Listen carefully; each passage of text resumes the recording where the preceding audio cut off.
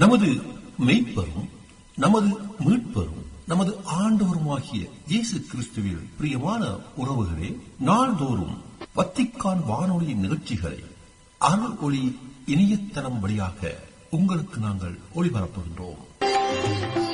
உங்களுக்காக தொகுத்து வழங்குபவர் உங்கள் அன்பு சகோதரன் பேசாலை தாஸ்.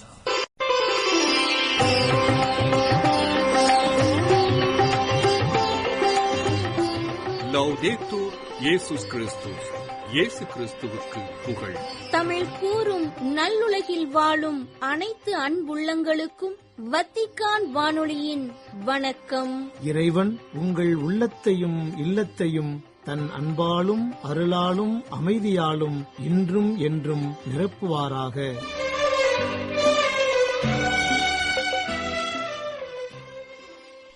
அன்பு நேயர்களே, வத்திக்கான் வானொலி இன்று உங்களுக்கு வழங்கவிருப்பவை தடம் தந்த தகைமை, விவிலிய தேடல் மற்றும் செய்திகள்.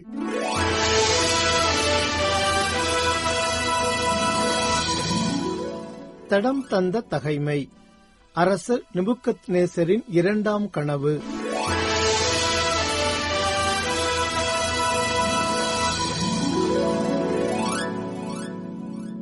நெபுக்கத்நேசராகிய நான் வீட்டில் மன அமைதியுடனும் அரண்மனையில் வளமுடனும் வாழ்ந்து வந்தேன். நான் ஒரு கனவு கண்டேன். அது என்னை அச்சுறுத்தியது. நான் படுத்திருக்கையில் எனக்கு தோன்றிய கற்பனைகளும் காட்சிகளும் என்னை கலங்க வைத்தன. ஆதலால் நான் கண்ட கனவின் உட்பொருளை எனக்கு விளக்கிக் கூறும்படி பாபிலோனிய ஞானிகள் அனைவரையும் என் முன்னிலைக்கு அழைத்து வர வேண்டும் என்று கட்டளை பிறப்பித்தேன். அவ்வாறே மந்திரவாதிகளும் மாய வித்தைக்காரரும் கல்தேயரும் சோதிடரும் வந்து கூடினர். நான் கண்ட கனவை அவர்களிடம் கூறினேன். ஆனால் அவர்களால் அதன் உட்பொருளை எனக்கு விளக்கிக் கூற முடியவில்லை. இறுதியாக என் சொந்த தெய்வமாகிய பெல்தசாச்சாரின் பெயர் சூட்டப்பெற்ற தானியேல் வந்தார். அவர் புனிதமிகு கடவுளின் ஆவியால் நிரப்ப பெற்றவர். அவரிடம் நான் கண்ட கனவை கூறினேன். மந்திரவாதிகளின் தலைவராகிய பெல்தசாச்சார், புனிதமிகு கடவுளின் ஆவி உம்மிடம் உள்ளது என்பதையும் உம்மால் விளக்க முடியாத மறைபொருள் எதுவும் இல்லை என்பதையும் நான் அறிவேன். நான் கனவில் கண்ட காட்சி இதுதான். அதன் உட்பொருளை விளக்கிக் கூறுவீர். நான் படுக்கையில் கிடந்தபோது என் மனக்கண் முன்னே தோன்றிய காட்சிகளாவன. இதோ, நிலவுலகின் நடுவில் மரம் ஒன்றை கண்டேன். அது மிக உயர்ந்து நின்றது. அது வளர்ந்து வலிமை மிக்கதாய் வானத்தை தொடும் அளவுக்கு உயர்ந்து காணப்பட்டது. நிலவுலகின் எல்லைகளிலிருந்து கூட அதை பார்க்கலாம். அதன் இலைகள் மிகவும் அழகாயிருந்தன. மரத்தில் கனிகள் மிகுதியாயிருந்தன. அதில் எல்லா உயிர்களுக்கும் போதிய உணவு இருந்தது. அதன் நிழலில் காட்டு விலங்குகள் தங்கியிருந்தன. அதன் கிளைகளில் வானத்துப் பறவைகள் குடியிருந்தன. அனைத்து உயிர்களுக்கும் அதிலிருந்து உணவு கிடைத்தது.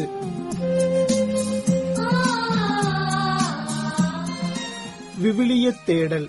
திருப்பாடல் 70, பகுதி 1. இறுதி வரை இறைவனில் நிலைப்போம். ஆண்டவரே என் புகலிடம், ஆண்டவரே என் அடைக்கலம், உன்னதமானவரே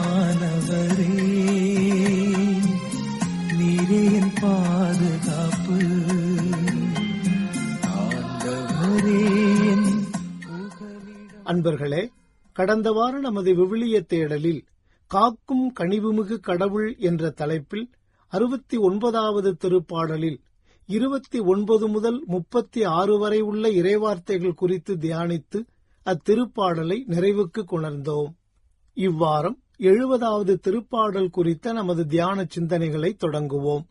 உதவிக்காக வேண்டல் என்று தலைப்பிடப்பட்டுள்ள இத்திருப்பாடல் மொத்தம் 5 இறைவசனங்களை கொண்டுள்ள மிக மிகச் சிறிய பாடல். வாழ்வின் இருள் சூழ்ந்த வேளையில் துணிவுடன் கடவுளை நோக்கி எழுப்பும் இறைவேண்டலாக இத்திருப்பாடல் அமைந்துள்ளது. இத்திருப்பாடலின் 5 இறைவசனங்களும் 40வது திருப்பாடலில் உள்ள 13 முதல் 17 வரை உள்ள இறைவசனங்களை அப்படியே பிரதிபலிப்பதாக இருக்கின்றது.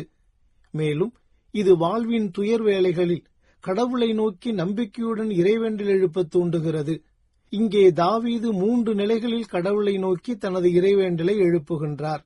முதலாவது, கடவுள் தனக்கு உதவுவார் என்றும் இரண்டாவதாக, கடவுள் தனது எதிரிகளுக்கு வெட்கக்கேடுகளையும் இழிநிலைகளையும் கொண்டு வருவார் என்றும், மூன்றாவதாக தனது நண்பர்களுக்கு மகிழ்வை வழங்குவார் என்றும் நம்பிக்கையுடன் கடவுளை நோக்கி குரல் எழுப்புகின்றார்.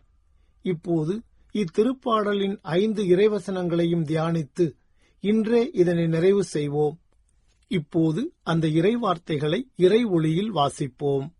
கடவுளே, என்னை விடுவித்தருளும். ஆண்டவரே, எனக்கு உதவி செய்ய விரைந்து வாரும்.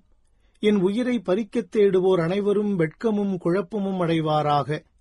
எனக்கு தீங்கு வருவதை விரும்புவோர் வெட்கத்தால் தலைகுனிந்து பின்னிட்டு திரும்புவாராக. என்னை பார்த்து ஆ ஆ என்று ஏளனம் செய்வோர் பெருங்கலக்கமுற்று பின்னிடுவாராக.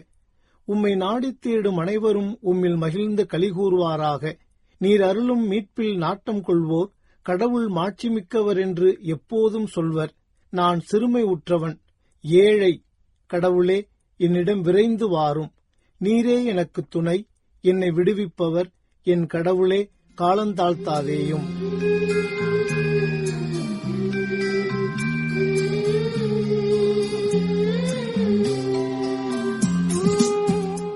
அன்பர்களே, ஜூனாய்டு என்ற ஞானியிடம் சீடன் ஒருவன் வந்து, உங்களிடம் கடவுள் ஞானம் என்கிற முத்து இருப்பதை உணர்கிறேன்.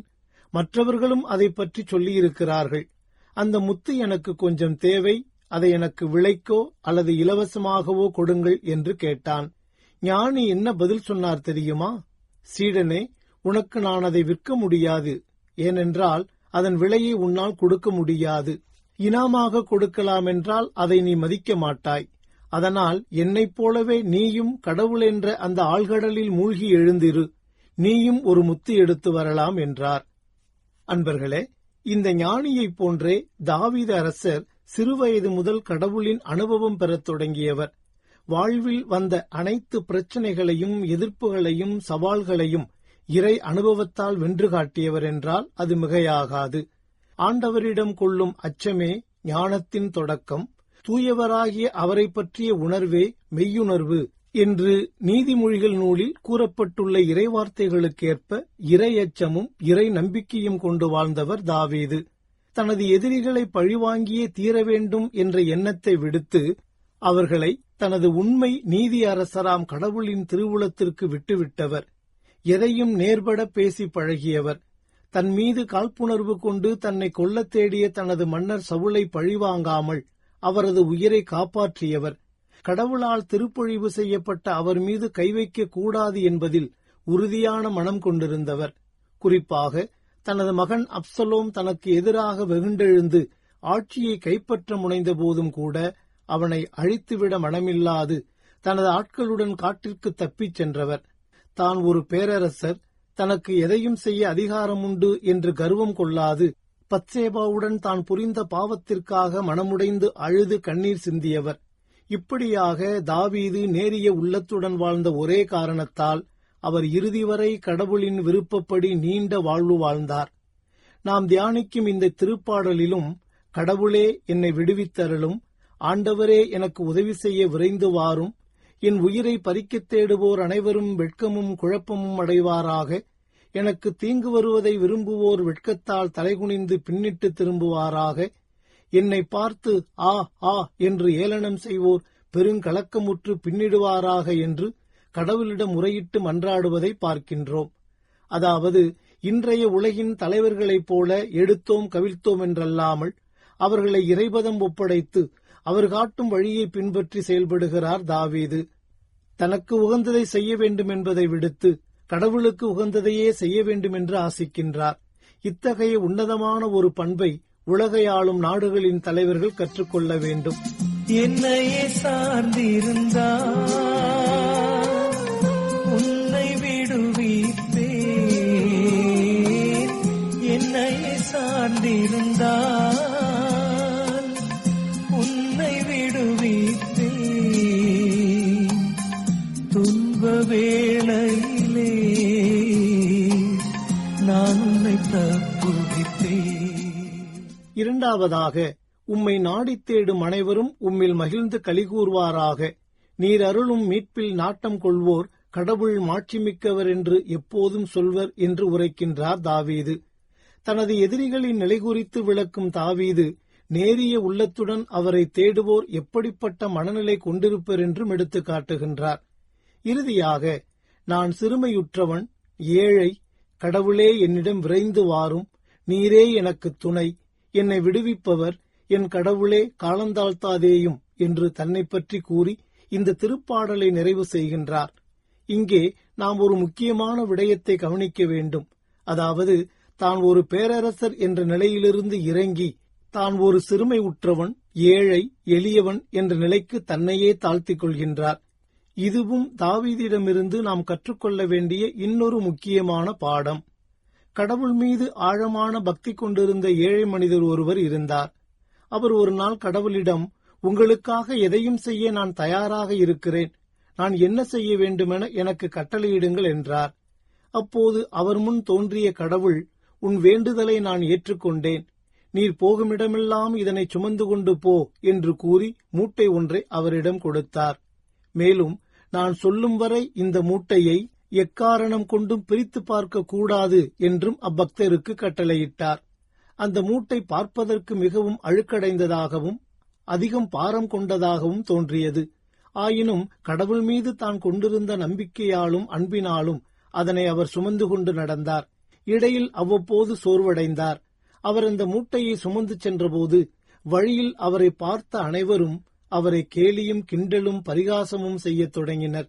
இதெல்லாம் குருட்டு நம்பிக்கை என்றும், இந்த அழுக்கு மூட்டையை பேசாமல் தூக்கி எறிந்துவிட்டு போக வேண்டியதுதானே என்றும் எள்ளி நகையாடினர். ஆனால் அந்த ஏழை பக்தர் அது குறித்தெல்லாம் சிறிதும் கவலை கொள்ளாமல் அதனை தூக்கிக் கொண்டு போனார். பல மாதங்கள் பயணித்த பிறகு ஓரிடத்தில் மிகவும் சோர்வாக வந்து அமர்ந்தார். அப்போது அவர் முன் தோன்றிய கடவுள், அன்பு மகனே, என் வார்த்தைக்கு கட்டுப்பட்டு பல சிரமங்களுக்கு மத்தியில் இந்த மூட்டையை நீ செல்லுமிடமெல்லாம் சுமந்து வந்திருக்கிறாய். நீ மட்டும் அதை சுமந்து வரவில்லை, மாறாக உன்னோடு சேர்ந்து நானும் அதனை சுமந்து வந்திருக்கிறேன். உன்னை நான் தன்னந்தனியாளாய் விட்டுவிடவில்லை. இப்போது அந்த மூட்டையை திறந்து பார் என்றார். அதனை திறந்து பார்த்த அவருக்கு மிகப்பெரிய வியப்பொன்று காத்திருந்தது. ஆம், அந்த மூட்டை முழுவதும் தங்கக் காசுகளும் வெள்ளியும் பொன்னும் நிறைந்திருந்தன. அப்போது கடவுள பக்தரை பார்த்து, நீ முணுமுணுக்காமல் மகிழ்ச்சியுடன் இந்த மூட்டையை சுமந்ததற்கான பரிசுதான் இது என்று கூறிவிட்டு மறைந்தார். அன்பர்களே, வாழ்க்கை என்பது அழுக்கடைந்த ஒரு மூட்டை போன்றதுதான். அதனை கடவுள் நம் ஒவ்வொருவருக்கும் கொடுத்து சுமக்கச் சொல்கின்றார். இறுதி வரை நம்பிக்கையோடு சுமப்பவர்கள் அதற்கான பரிசாக கடவுளின் என்றுமுள்ள கனிந்த பேரன்பையும் பரிவிரக்கத்தையும் வழிநடத்துதலையும் உடனிருப்பையும் உற்சாகத்தையும் உளம் நிறை மகிழ்ச்சியையும் அமைதியையும் நீடித்த வாழ்வையும் கொடையாக பெற்றுக் கொள்கின்றனர். மற்றவர்களோ அவநம்பிக்கை என்னும் தீயில் மாய்ந்து போகின்றனர். தாவீது அரசர் முதல் வகையைச் சேர்ந்தவர். வாழ்வின் இறுதி வரை இறைவன் கொடுத்த அத்தனை சவால் நிறைந்த மூட்டைகளையும் சலிக்காமல் முக்காமல் முடகாமல் சுமந்தவர். இதனை அவர் எவ்வித எதிர்பார்ப்புமின்றி செய்தார். ஆகவே தாவீது அரசரை போன்று இறையச்சம் கொண்டவர்களாக நேரிய உள்ளமுடன் வாழ்ந்து நம் ஆண்டவராம் கடவுளருளும் நிலைவாழ்வை உரிமையாக்கிக் கொள்வோம். இவ்வருளுக்காக இந்நாளில் மன்றாடுவோம்.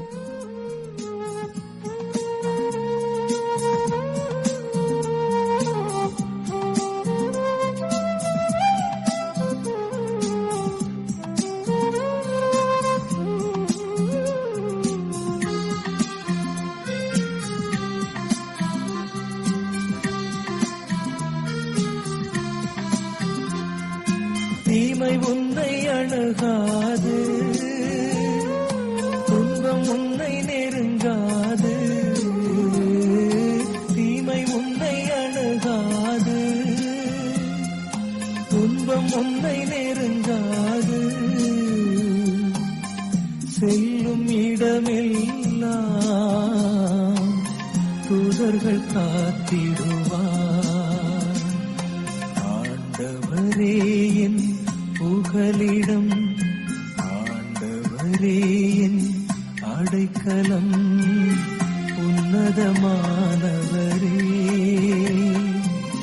நீரே என் பாதுகாப்பு. ஆண்டவரே என் புகலிடம், ஆண்டவரே என் அடைக்கலம், உன்னதமானவரே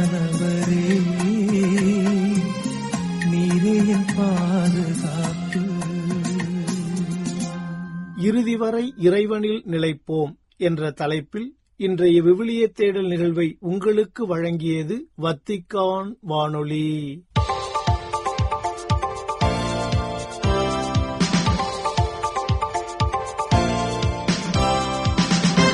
செய்திகள். கொரோஷிய ஆயர்கள் ஜூன் 27ஆம் ஆண்டு வெள்ளிக்கிழமை அன்று தங்கள் நாட்டை இயேசுவின் தூய இருதயத்திற்கு அர்ப்பணிப்பு செய்ததாகவும், இதில் 1,60,000 இளம் குரோஷியர்கள் கலந்து கொண்டு புனித உறுதிமொழியை மேற்கொண்டதாகவும், இது விழாவின் 125வது ஆண்டு நிறைவை குறிப்பதாகவும், மேலும் அன்று உள்ளூர் நேரப்படி மாலை 7 மணிக்கு கொரோஷியா முழுவதும் உள்ள எல்லா ஆலயங்களிலும் அர்ப்பணிப்பு விழா மற்றும் நற்கருணை கொண்டாட்டங்கள் தொடங்குவதற்கு முன்பு 5 நிமிடங்கள் ஆலய மணிகள் ஒலிப்பதன் மூலம் ஜெப வழிபாடு தொடங்கப்பட்டது எனவும் CNN செய்தி நிறுவனம் தெரிவித்துள்ளது. 2024ஆம் ஆண்டு நவம்பர் கொரோஷிய ஆயர்கள் தங்கள் 69வது மாநாட்டில் இந்த வரலாற்று சிறப்புமிக்க அர்ப்பணிப்பை புதுப்பிப்பதற்கான முடிவு எடுக்கப்பட்டதாகவும், எதிர்பாராத விதமாக இது திருத்தந்தை பிரான்சிஸ் அறிவித்த 2025ஆம் ஆண்டு யூபிலி ஆண்டோடு தொடர்புடையதாக இருப்பதால் இது அர்த்தமுள்ள அர்ப்பணிப்பு விழா என்றும் சுட்டிக்காட்டியுள்ளது CNN செய்தி நிறுவனம். இயேசுவின் திரு இதயத்திற்கு அர்ப்பணிக்கப்பட்ட ஜூன் மாதத்தில் இவ்வாண்டு வியட்நாமின் கத்தோலிக்க திரு அவையில் 40 பேர் புதிய அருள் பணியாளர்களாக திருநிலைப்படுத்தப்பட்டுள்ளனர் என்றும், இவர்கள் வியட்நாம் திரு அவையின் விலையுயர்ந்த பரிசாக அமைந்துள்ளார்கள் என்றும் ஃபீதே செய்தி நிறுவனம் தெரிவித்துள்ளது. டா நாங் மறைமாவட்டத்தைச் சார்ந்த 6 பேர், மெகாங் டெல்டாவில் உள்ள கான் தோ மறைமாவட்டத்தைச் சார்ந்த 13 பேர் மற்றும் ஹோ கி மின்ஹ் உயர் மறைமாவட்டத்தைச் சார்ந்த 21 பேர் என மொத்தம் 40 பேர் அருள் பணியாளராக திருநிலைப்படுத்தப்பட்டுள்ளனர் என்று அச்செய்தி நிறுவனம் தெரிவித்துள்ளது. ஜூன் 24 அன்று தான்னாங் மறைமாவட்ட பேராலயத்தில் நிறைவேற்றப்பட்ட 6 அருள் பணியாளர்களின் குருத்துவ அருள்பொழிவு திருப்பலியின் போது ஏராளமான விசுவாசிகள் கலந்து கொண்டதாகவும், இப்புதிய அருள் பணியாளர்கள் ஒவ்வொருவரும் ஒரு கிறிஸ்துவாகவும் கடவுளுடைய மக்களின் போதகர்களாகவும் தங்களுக்காக வாழாமல் எல்லா மக்களுக்கும் எல்லாமுமாகவும் வாழ அர்ப்பணிக்கப்பட்டுள்ளனர் என்று ஹூவேயின் பேராயர் அறிவித்துள்ளார். நற்செய்தியின் அமைதியையும் வன்முறையின்மையையும் துணிவுடன் ஏற்றுக்கொள்ள அழைப்பு விடுத்து 2026ஆம் ஆண்டு தேர்தலை எதிர்நோக்கி இருக்கும் தெற்கு சூடானின் பலவீனமான நிலை குறித்து எடுத்துரைத்துள்ளார் வென்டியூ மறைமாவட்ட ஆயர் கிறிஸ்டியன் கார்லசாரே. கிணறுகள், விருந்தினர் மாளிகை, வகுப்பறைகள் என பல சிறிய அர்த்தமுள்ள திட்டங்கள் நம்பிக்கை அளிப்பதாக தெரிவித்துள்ள ஆயர், பொதுமக்களை குறிவைத்து நடத்தப்படும் வான்வழி தாக்குதல் போன்ற வன்முறைகளையும் கண்டித்துள்ளார். தனிமைப்படுத்துதல், ஆயுதமயமாக்கல், சரியான உரையாடலின்மை ஆகியவற்றால் பாதிக்கப்பட்டிருக்கின்ற நாட்டின் தற்போதைய பலவீனமான நிலையை எடுத்துரைத்து, செவிசாய்ப்பதை விட முன்னெச்சரிக்கை நடவடிக்கைகளும் அமைதியை விட வன்முறைகளும் முக்கியத்துவம் பெறுகிறது என்றும் கூறியுள்ளார் ஆயர்.